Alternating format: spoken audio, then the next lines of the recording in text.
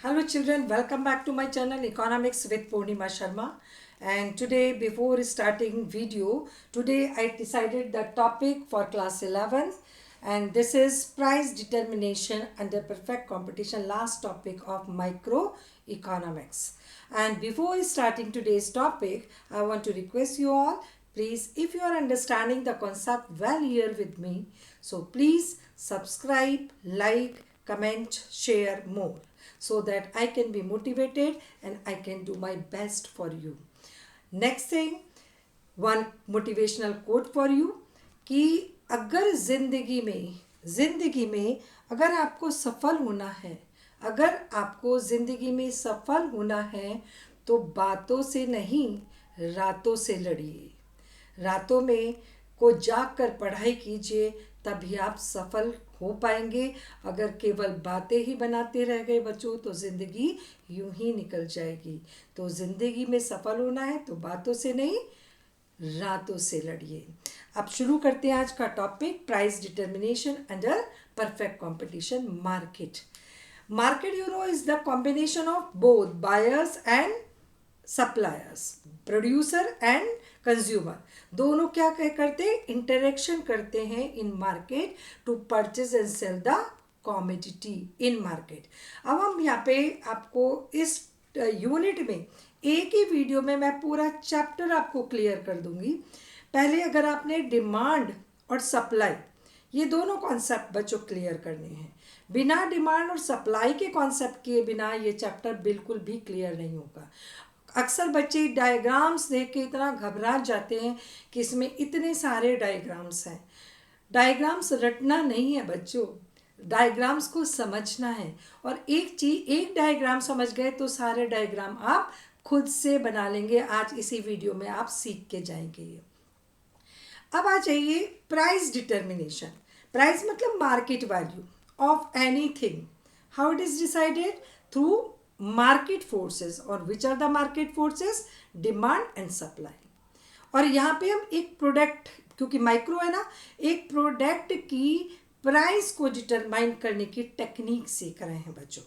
ठीक है, कि किसी प्रोडक्ट की मार्केट प्राइस, मार्केट वैल्यू कैसे हम डिटरमाइन करते हैं under perfect competition market. You no demand क्या है? डिमांड का नेचर क्या है बच्चों?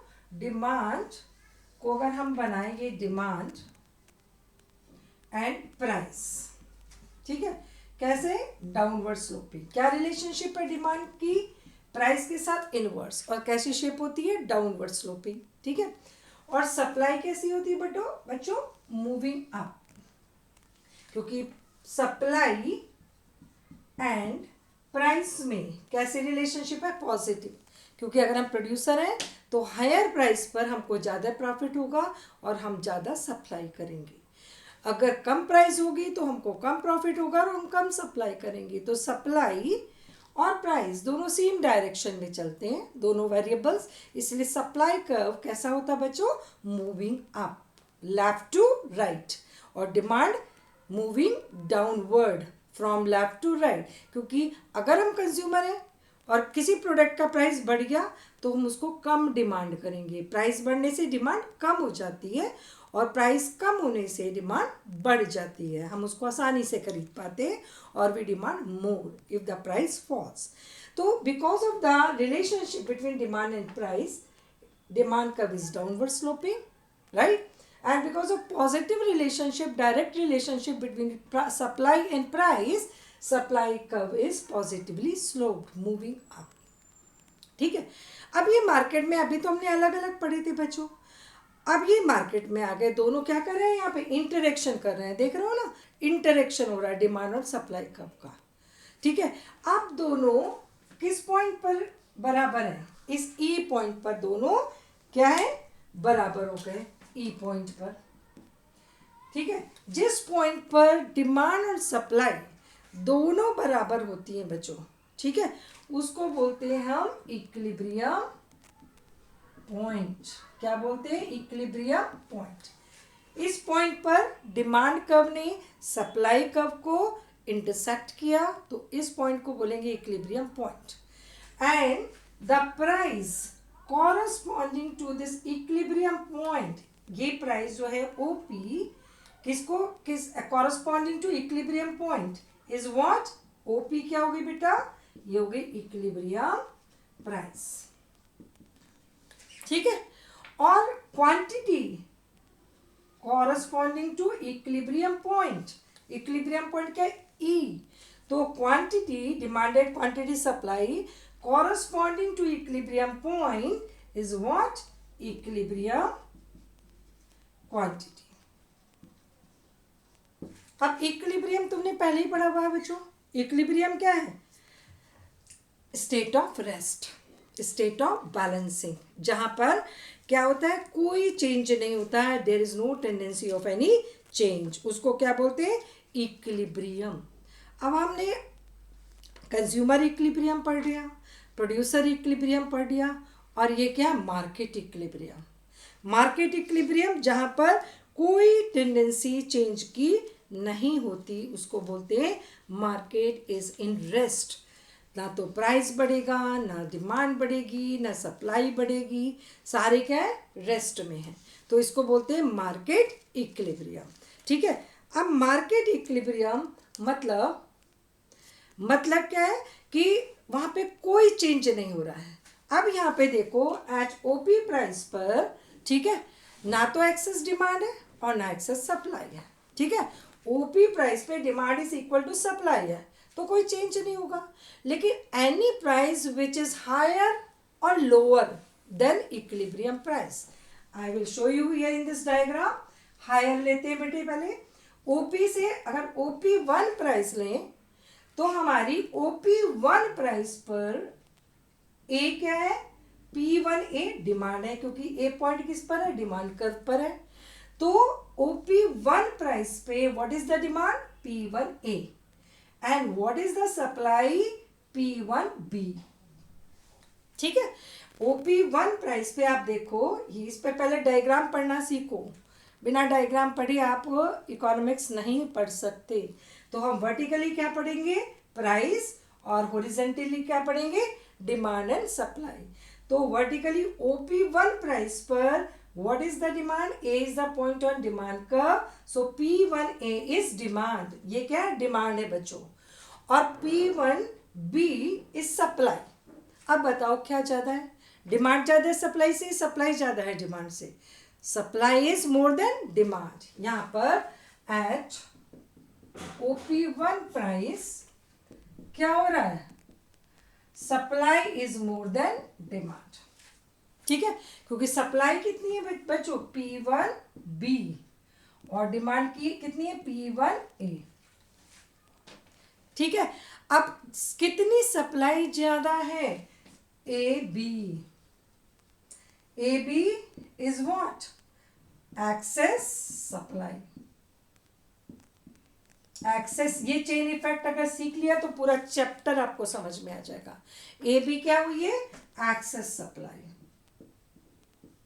ठीक है, अब एक्सेस सप्लाई से बचो, अगर आप प्रैक्टिकली सोचो, आप जो चीज़ सब लोग खरीद रहे हैं, ठीक है, वो डिमांड तो कम है, और सप्लाई उसको बेचना वाले जो प्रोड्यूसर हैं मार्केट में वो बहुत ज़्यादा है, बहुत सप्लाई ज़्यादा कर रहे हैं।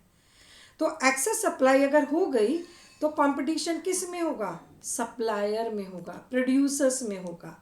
क्यों, क्योंकि सप्लाई ज़्यादा है, तो वो कोशिश करेंगे कि हमारा बिके, हमारा बिके, हमारा बिके, क्योंकि मार्केट में बायर्स नहीं है बच्चों।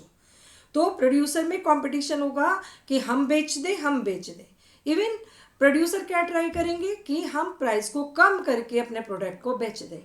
ठीक है, तो प्रोड्यूसर में कंपटीशन शुरू हो जाएगा, काहे का, for selling their commodity bye lowering the price, price को कम करके बेचने का कंपटीशन शुरू हो जाएगा, और उससे क्या होने लगेगी बच्चों, प्राइस हमारी कम होने लगेगी। OP1 से प्राइस कम होना शुरू हो जाएगी बिकॉज ऑफ एक्सेस सप्लाई से कंपटीशन हुआ, किसमें, अमंग सेलर्स। ठीक है, और competition among sellers lead to price fall. क्या होगा इससे बच्चों, leads to price fall, price कम होने लगेगी। ठीक है, अब जब प्राइस कम होगी तो याद करो डिमांड, प्राइस कम होती है तो डिमांड का क्या होता है, अगर price of the same commodity falls तो डिमांड क्या होती है, इंक्रीज, और उसको क्या बोलते हैं, एक्सपेंशन ऑफ डिमांड। तो यहाँ से जब प्राइस कम होगा प्रोडक्ट का तो सेम प्रोडक्ट की डिमांड का क्या हो जाएगा, एक्सपेंशन, यानी कि downward movement along the same demand curve from a point to E. ये क्या हो रहा है बेटे, एक्सपेंशन ऑफ डिमांड। ठीक है, और बी टू ई क्या हो रहा है, कॉन्ट्रैक्शन ऑफ सप्लाई। ये हो रहा है कॉन्ट्रैक्शन ऑफ सप्लाई, और ये हो रहा है यहां से यहां तक, ए से ई तक क्या हो रहा है, एक्सपेंशन ऑफ डिमांड।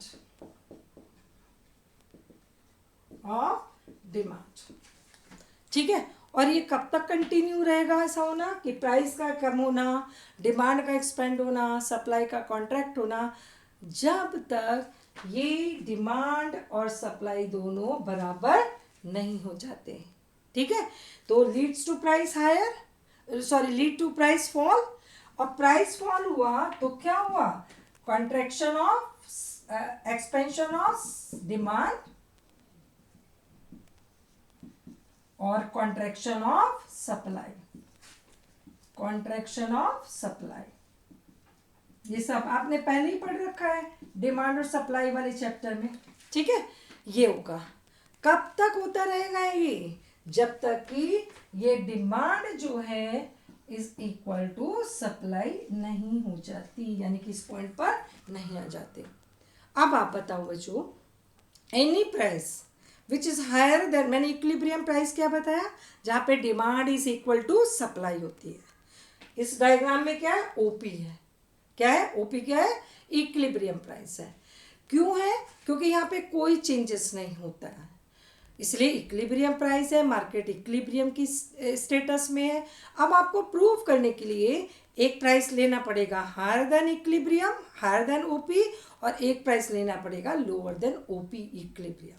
ये प्रूव करने के लिए कि केवल ओपी जिस पे demand is equal to supply है वो क्या होता है, इक्विलिब्रियम प्राइस होता है, वहीं पर मार्केट इक्विलिब्रियम के स्टेटस में होगा। ठीक है, हमने एक सिचुएशन प्रूव कर दी। यहाँ पे देखो एक्सेस डिमांड हो, एक्सेस सप्लाई हो गई, प्राइस कम होने लगा, चेंज हो गया, डिमांड एक्सपेंड होने लगी, चेंज, रेस्ट कहाँ है, सप्लाई कॉन्ट्रैक्ट, चेंज कहाँ है, रेस्ट कहाँ है। तो ये कभी भी रेस्ट की सिचुएशन में नहीं होगा, जबकि either demand is more than supply और supply is more than demand. कहाँ पे रेस्ट में होगा, जहाँ पे demand is equal to supply, which is happening at OP price.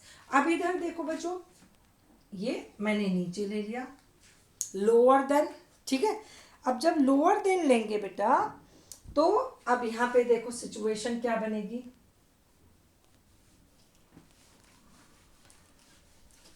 यहाँ पे फिर एक चेन इफेक्ट। ये चीज अगर आपने अच्छे से समझ ली तो आप पूरा चैप्टर आराम के साथ कर देंगे।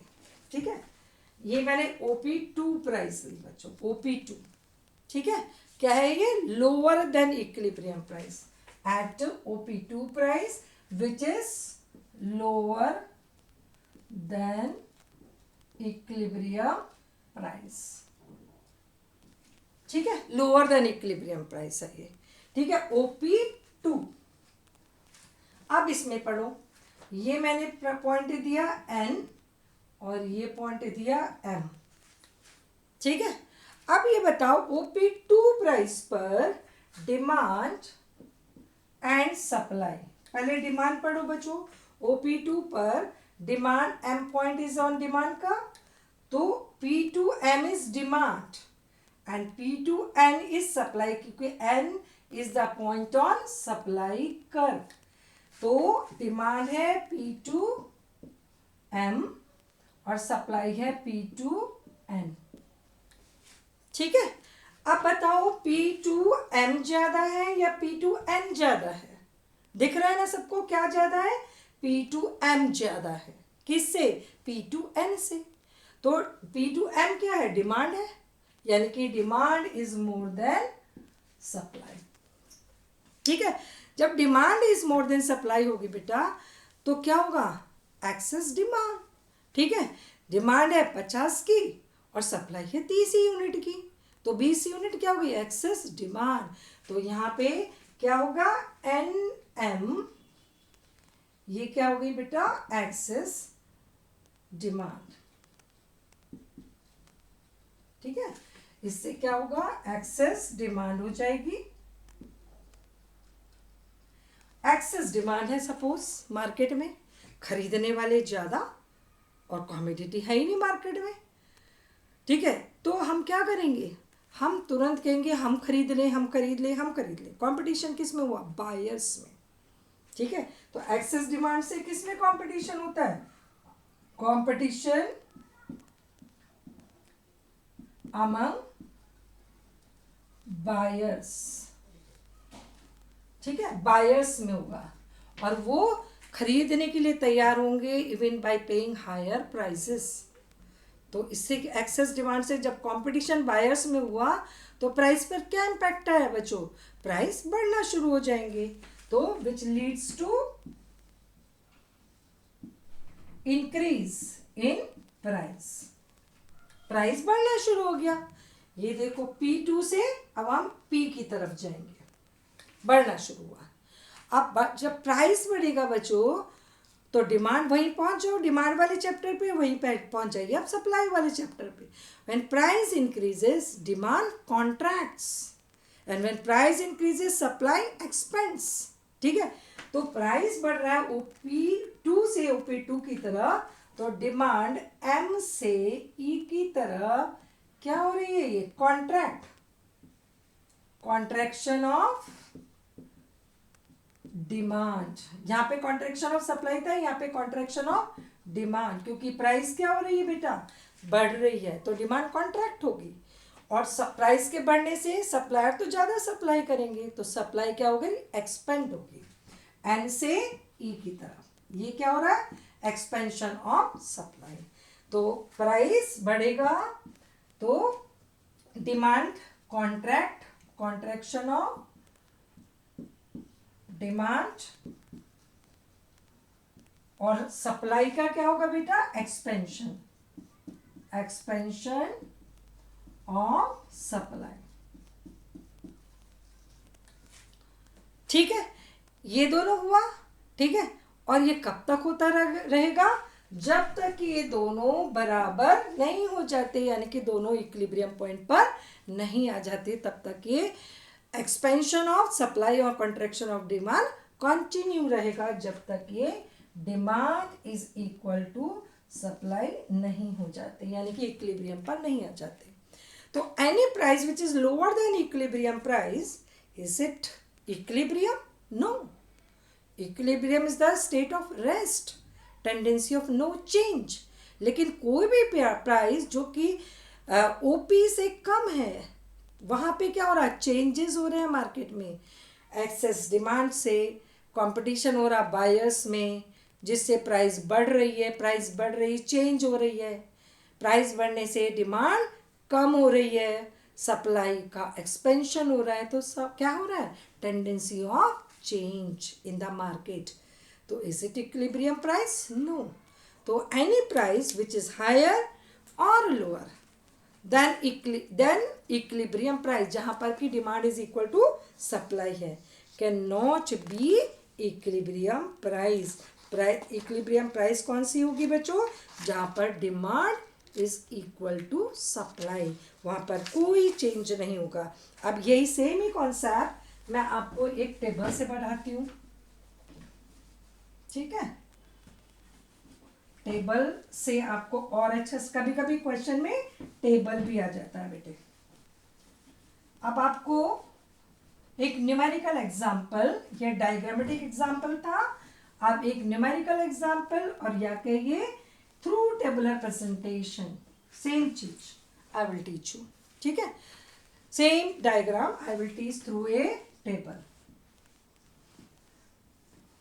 ये देखिए, डिमांड पहले price, price of x, demand of x, supply of x, ठीक है। उसके बाद आपका शॉर्टेज है, कॉमोडिटी या सरप्लस है, सरप्लस। शॉर्टेज कब होगी? जब demand is more than supply होगी, और सरप्लस कब होगी? जब एक्सेस सप्लाई होगी, तो सरप्लस हो जाएगी कॉमोडिटी, ठीक है। और बाद में लास्ट में यहाँ पे रिमार्क का कॉलम, ठीक है। प्राइस ले रहे हैं हम 2, 4, 6, 8 एंड 10, ये प्राइस लिया मैंने, ठीक है। Demand 100, 80, 60, 40 and 20। प्राइस बढ़ रही है तो डिमांड कम हो रही है, प्राइस बढ़ रही है तो सप्लाई बढ़ेगी। सप्लाई उल्टा कर दो बेटा, इसको उलट दो, क्योंकि प्राइस बढ़ रही है सप्लाई भी बढ़ेगी। 40, 60, 80 एंड 100, ठीक है। अब बताओ कहाँ पे सरप्लस है और कहाँ पे शॉर्टेज है, ठीक है। शॉर्टेज कहाँ पे है? यहाँ पे, ये शॉर्टेज दिखा रहा है कितना? -80 का शॉर्टेज है, क्योंकि डिमांड 100 है, 20 सप्लाई है, तो कितनी की शॉर्टेज हो रही है? 80 यूनिट्स की। यहाँ पे कितने की शॉर्टेज हो रही है? -40 की शॉर्टेज। तो ये दोनों सिचुएशन किसकी हो गई? शॉर्टेज की। और इसको हम और क्या बोल सकते हैं? एक्सेस डिमांड, ठीक है। शॉर्टेज मतलब एक्सेस डिमांड, ये शॉर्टेज भी होता है। NM क्या है? शॉर्टेज। और AB क्या है? सरप्लस, एक्सेस सप्लाई, ठीक है। और यहाँ पे क्या हो रहा है? सरप्लस हो रहा है, क्योंकि यहाँ पे +40, क्योंकि सप्लाई 80 है और डिमांड 40 है, तो कितना सरप्लस है? 40 यूनिट्स। और यहाँ पे कितना है? 80 यूनिट्स सरप्लस, ठीक है। ये एक्सेस सप्लाई और ये एक्सेस डिमांड, ठीक है। जब एक्सेस डिमांड होगा तो प्राइस बढ़ेगा, एक्सेस सप्लाई होगा तो प्राइस कम होगा, ठीक है।